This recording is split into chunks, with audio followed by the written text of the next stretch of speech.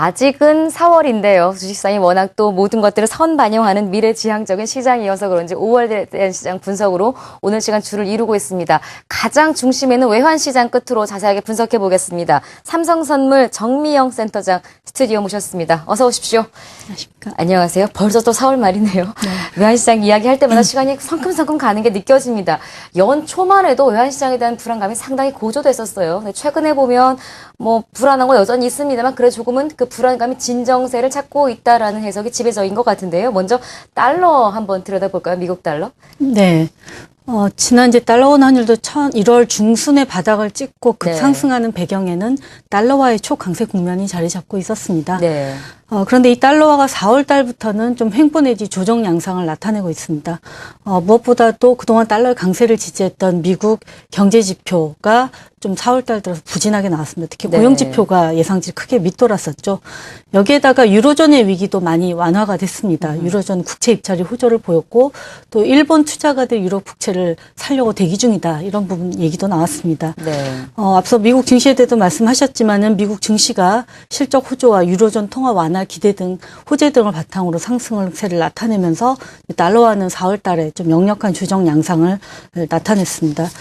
실제로 그 미국의 주요 지표들이 예상치 대비 얼마나 상회했느냐 하회했느냐를 나타내는 서프라이즈 지수를 보게 되면은 한 3월 중순부터 이 서프라이즈 지수가 하락세로 꺾이고 있는 모습을 보실 수가 있겠습니다. 그래서 좀 경제 지표에 많이 영향을 받는 그런 장세였다고 말씀을 드릴 수 있겠습니다. 경제지표, 실적 세진도 함께 있었습니다. 일단 경제지표, 어제는 미국 경제지표 괜찮다라는 소식에 또 증시도 함께 상승을 했었는데요. 여기서 중요한 건 이제 우리나라 원화일 겁니다. 달러 대비 원화 환율에 대한 관심이 어느 때보다 뜨거운데 어제 우리 하락한 것의 중심에는 국내 경상수지가 14개월 연속 경상흑자를 기록했다는 뉴스가 있었습니다. 경상흑자 지속 의미와 또 환율, 원화 환율에 미치는 영향 한번 질문 드릴까요?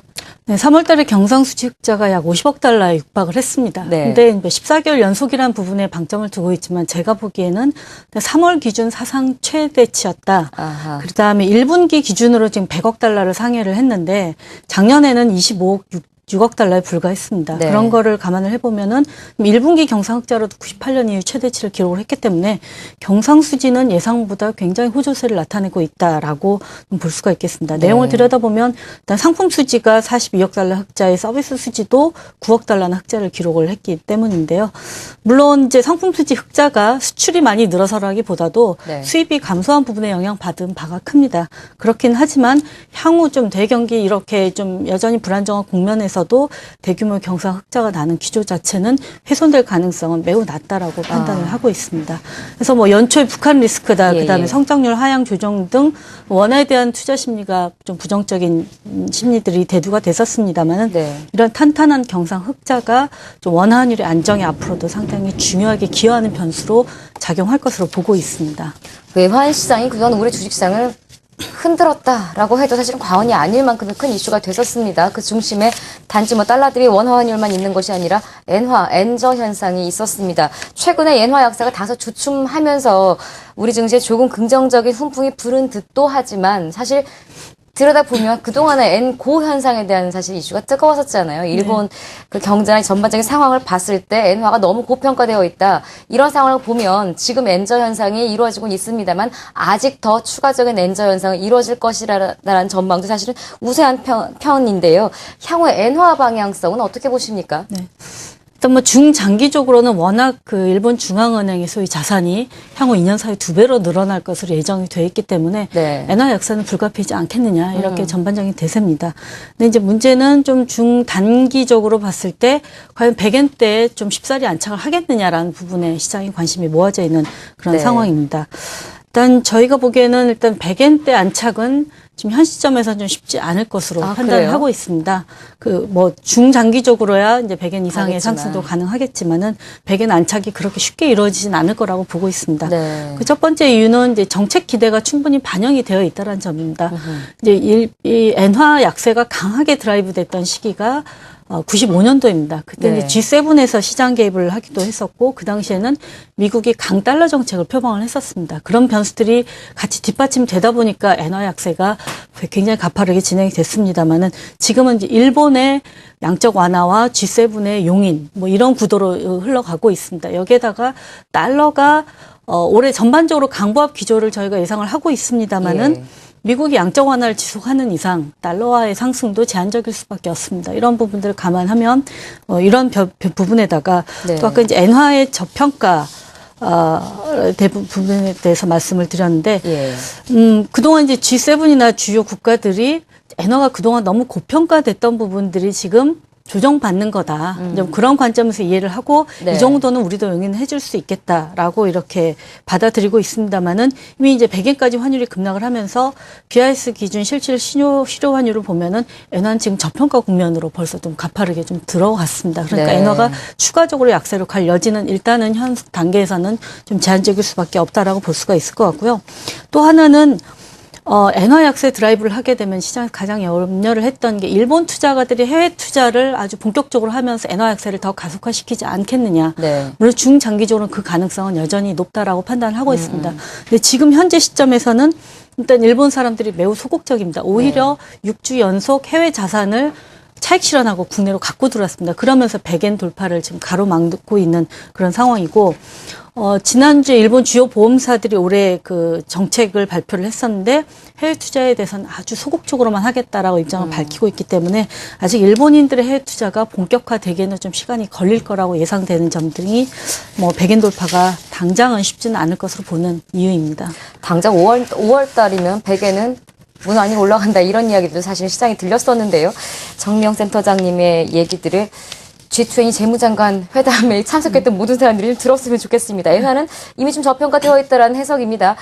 유로 이야기 한번 해볼까요? ECB에서 기준금리를 인하할 것이다라는 기대감이 시장에 이미 팽배해 있는 상황입니다. 여기에 대한 부분은 어떻게 보십니까? 네, 일단 뭐 애널리스트들 전망치를 보면 한 3분의 2 정도는 인하 가능성에 지금 무게를 두고 있는 상황입니다.